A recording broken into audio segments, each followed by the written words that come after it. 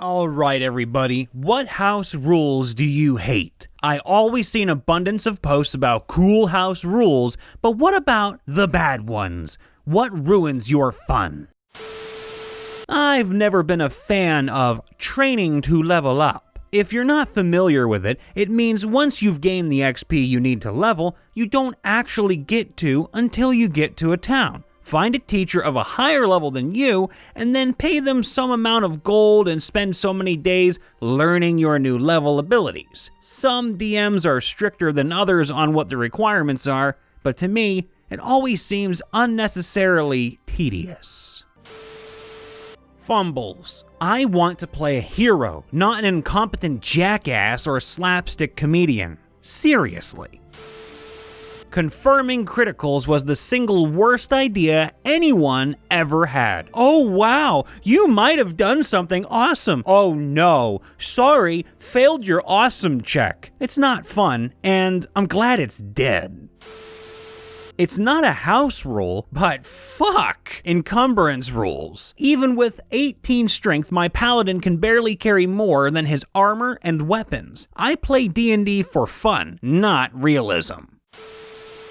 I saw this in another post about house rules on the Pathfinder subreddit. So, obviously, I didn't play in the game, but one person posted that they raised the time required to reload firearms from a full round action to something like 4 full round actions. Things that reduce the actions needed to reload reduce the time by 1 full round action each. Their solution for fucking up firearm-based characters' action economy so hard was for them to carry multiple firearms, the cheapest of which is 740 GP, before masterwork or enchantment costs. The standard pistol is 1,000 gold pieces, and the standard musket is 1,500, both still not masterwork or enchanted.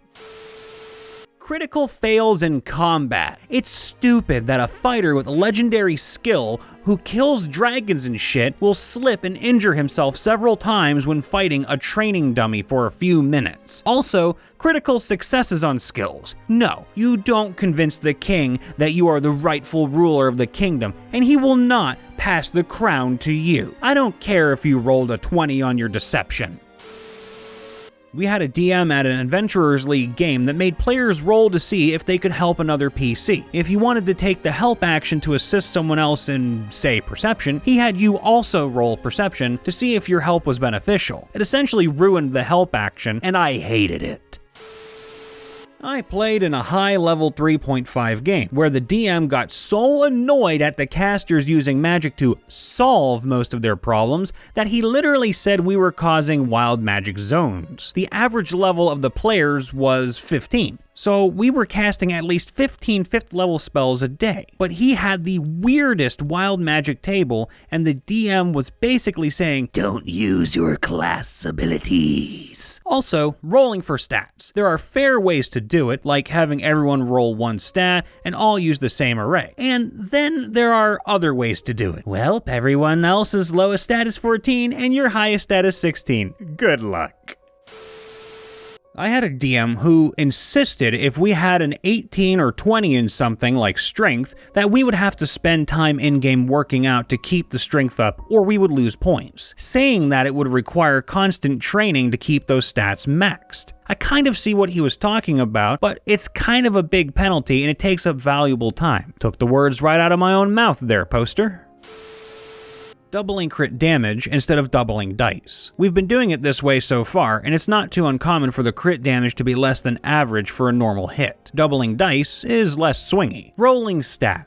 The way we did it was 1d20 and re-roll anything below 8. With this system, almost all of our characters start out with a 20 in something, rolling above a 17 plus racial bonus, and that made ASIs pretty lame. Alignment mattering in any way mechanically. Suddenly, we are in a conversation about whether or not my druid is evil for firing a cantrip into some possibly undead bones. The DM's, or WOTC's, moral outlook should not be granting me bonuses or penalties. DM tried to incorporate the idea of the skill challenge into this weird attempt at a conversation system, meaning you couldn't talk to an NPC without some kind of charisma check, couldn't even ask them for their name without a persuasion check, and not only charisma skills, wouldn't even allow us to use spells like friends or charm person, despite that being exactly what the spells were made to do, help with conversation. Not to mention the fact that she also tried to use skill challenges normally. She went out of her way to make sure that only certain skills would work. If you had an interesting idea and could explain how it could logically work, no. You have to cross a chasm. Acrobatics check. Can't I just use my fly spell I keep for this very occasion? No. Acrobatics check. Suffice to say, my time as a player in her game didn't last long. I hate that a natural 1 is a critical failure outside of attacking. For a saving throw or ability check, there should be a threshold where the check becomes trivial. Otherwise, you could summon a bunch of pixies, have them all cast sleep, and eventually they'd take down the Tarrasque. Generally, love my campaign and DM, but the one rule that can be annoying is we have a variant on the standard 5-foot and 10-foot reach. Melee characters with 5-foot range can only attack in the cardinal directions, as an example in the diagonals, basically like Fire Emblem. And a 10-foot range can only attack in a diamond shape, 12 squares, 8 around the character and the central cardinal directions, like Fire Emblem archers. Rolling stats in order. One of my DMs had us roll 4d6, drop lowest, which is fine most of the time, I also agree, but insisted we rolled them in order. So our bard ended up with 8 charisma and basically couldn't do anything in combat since their bonus and DC were so low. I also ended up with a character that had 13 in every stat, which made it feel like I was just playing a normal person because I didn't excel in anything.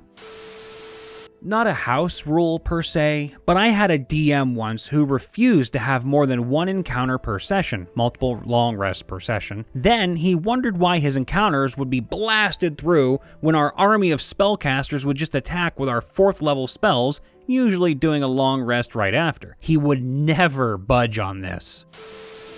There was one DM who I played with who only allowed shooting in diagonal, horizontal, or vertical directions with all projectiles, including spells. We actually had a big argument over it and never played with that group again. Friggin' sad face. I had a DM who wanted me to use an overly complicated formula to determine hit points. I can't recall exactly what it was, but I think it was multiplying your base hit die by your level, added to your con modifier, and then dividing that by 2. There might have been a few other wonky bits, but it was very, very complicated and came out to an equivalent 2-point difference as opposed to just taking the flat amount from the PHB at 3rd level. I have a very cool, imaginative, and evocative DM for the monthly game at my local library. He's so close to being a perfect DM, but his old school mindset makes a lot of elements of 5e rub him the wrong way. He doesn't like keeping track of stuff like pierce, blunt, slash resistance, and weaknesses, which hurts more than it helps, since some of us are knowledgeable of it and prepared to take advantage of it. He's also one of those people that thinks rogue sneak attacks are literal and have to be literal sneak attacks and won't entertain raw, stating it's also applicable to engaged enemies. He's learning 5e as he goes, so hopefully we can steer him in the right direction and make these elements of the game more fun for him. I can see that house rule working in some situations, OP. Could you offer more context on what plans the barbarian is coming up with that the DM is turning down? The point is that he should be thinking of ideas that stem from his background, experience, and faculties. If an 8-int barbarian started barking out complex military tactics or somehow devised a method of inventing the electric light bulb because the player is aware of these things, I'd probably question it too. If he devised a clever ambush scheme because it's been employed by his tribe in the past, on the other hand, I'd be all for it. Rolling a 1, regardless of modifiers, is an auto fail. Likewise, the mindset that rolling a 20 on things other than combat gets some awesome result. Also, utterly disregarding encumbrance. While I can understand that the raw for them is tedious, having the party carry obscenely heavy shit with no penalty or mitigation breaks immersion. I'd prefer Your gear is weightless for matters of encumbrance, but don't try carrying all the rocks from a rock trap and expect to get away with it. I kind of agree. If a dice falls off the table in the process of rolling, the result stands. In my mind, if a dice falls off the table, it is to be re-rolled regardless of the floor result. It's mostly to keep the players honest about their rolls. I played with a guy who never openly rolled, and he always seemed to get awesome rolls. The concept of every settlement having a magic market. I can understand the big metropoli being large enough for there to be a buyer, but anything smaller than a town should require a D100 roll to find someone with the means to buy the item and the desire for that item. Trading posts are considered to be a metropolis by default for the purpose of this. I had a DM once rule that it would take me as an assassin spec rogue 8 hours, yes, a whole long rest, to faithfully use the disguise kit, to be indistinguishable from the real thing. He had some kind of sliding scale that he never really made clear about, how many hours versus the efficacy of the disguise, since he said it would depend on the situation and the complexity of the costume. So I could never get a clear answer out of him about how he wanted me to use the disguise kit. Juxtapose that to the warlock in our group who could at will cast disguise self and was never detected. To be fair though, he was just a terrible DM overall. I mean, another thing he used to do, very obviously, is to play favorites with a guy in the group's story. We would be doing this guy's story, then switch to another character's story, which would then eventually lead back into this other guy's story. As a rogue, I also had a secret I needed/wanted to keep from the group. Apparently, the DM didn't like this, but didn't want to tell me no for whatever reason. So he used an all-knowing, all-seeing NPC to basically point at my character and say, "That guy is a traitor!" Because the group I was working for was keeping tabs on the group and I was reporting back to them. This was after I specifically asked him not to let the group know until a later time when I wanted to reveal it. This DM added something to my backstory where I had this magical box that I could use to send messages back. I forgot about it, and he declared since I didn't report in, my group had declared me basically AWOL, and put a bounty on my head. He tried to send an NPC after me to basically one-shot my character outright. I think he was pretty disappointed when I negated like half the damage with one of my rogue abilities. He eventually asked me to leave the group since I wasn't basically conforming to the ideals of the group. I gave him an earful at that point since I'd been super polite and willing to work with him until that point. I'd messaged him with my ideas for my character and stuff, none of which ever came to fruition. Hey everyone, Brian here. I hope you're all doing well tonight and that everyone is staying safe and being as mentally, physically, and financially healthy as much as possible. I know stuff is rough and tough, but we're all in it together, so never fear, we're all here for each other. Don't worry. That said, I do want to welcome all the new viewers, as well as the old viewers, to the channel with a big hello. If you like what you're hearing, then make sure to leave us a like, boom, and a subscribe, because we are always happy to expand the colony, if you know what I mean.